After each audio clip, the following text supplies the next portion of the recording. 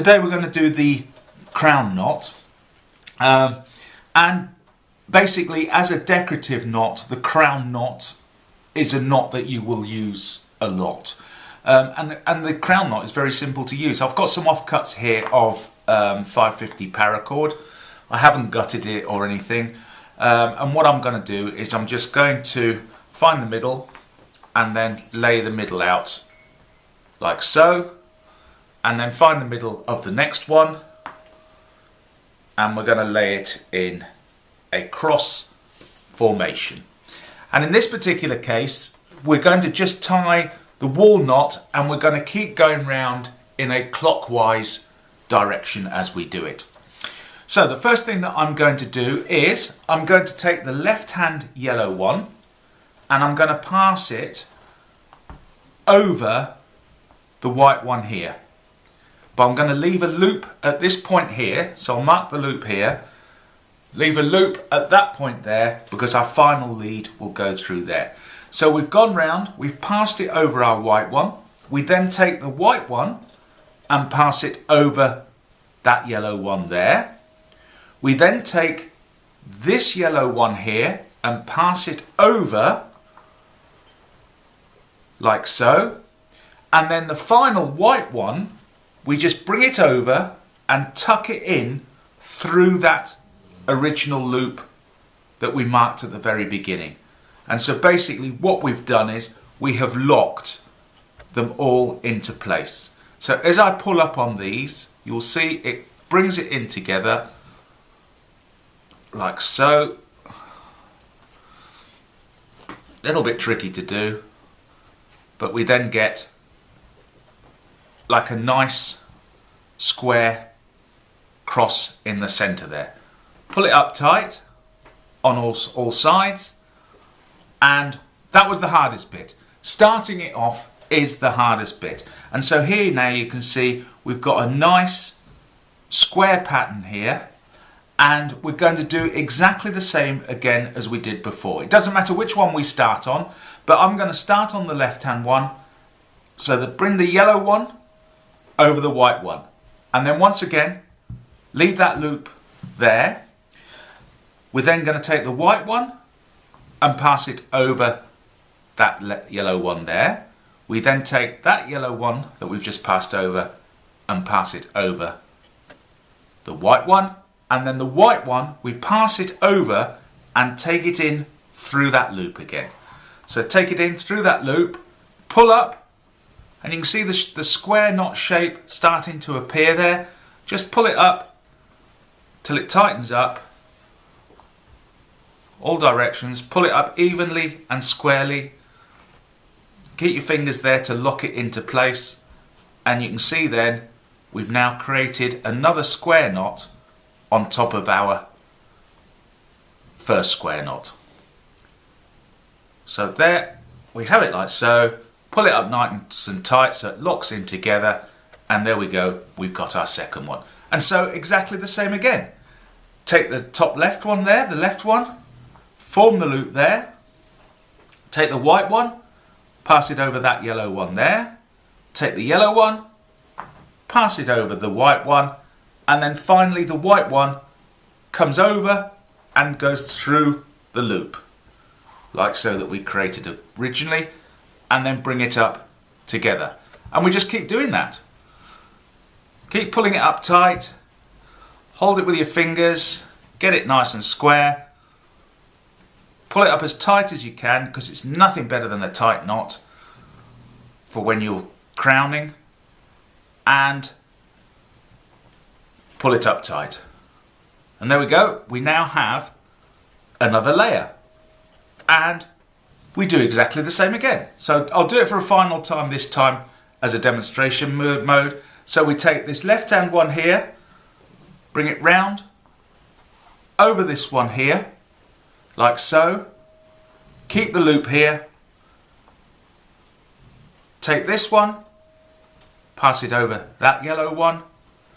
Take that yellow one, pass it over the white one, and then take the white one and just pass it through the loop that we created, and just pull them all up tight so it locks into place. You just got to keep going around, locking it into place,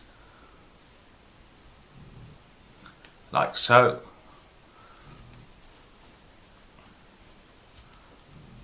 And there we go. We've now done another layer like so. And you can see here now, we're starting to form. This is probably the simplest form of fender that you can actually form just using 4 strands of rope. So once again, lay it out in a cross section like so. Take the first one, pass it over the second one. Keep the loop there.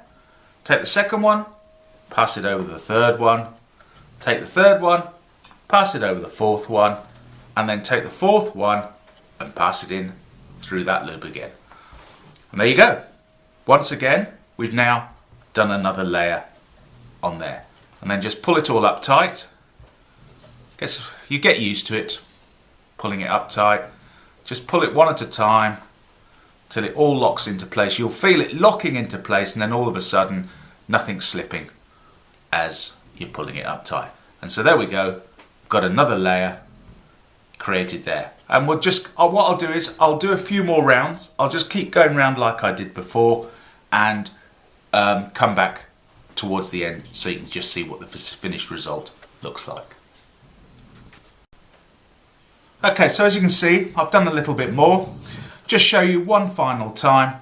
Get across like so. Here I'm going to take the white one over the yellow one and keep the loop there. Take the yellow one and pass it over that white one. Take that white one and pass it over this yellow one, and then the yellow one, I'm just going to take it down through that loop that I created originally, and then I'm going to pull it all up nice and tight. So just pull up all the ends nice and tight to lock it into place, and when I've done that, just pull it up tight like so. And then you can see here, if I roll it out a bit, you can see here now I've now created a nice very simple fender, and all I need to do is, once I've got the length that I want, I can then cut off these ends here, cut them off, and just melt them with my lighter so it locks them into place. Or if you want to just to be a little bit more technical about it, cut them off and then tuck them up inside your actual weave that you've created.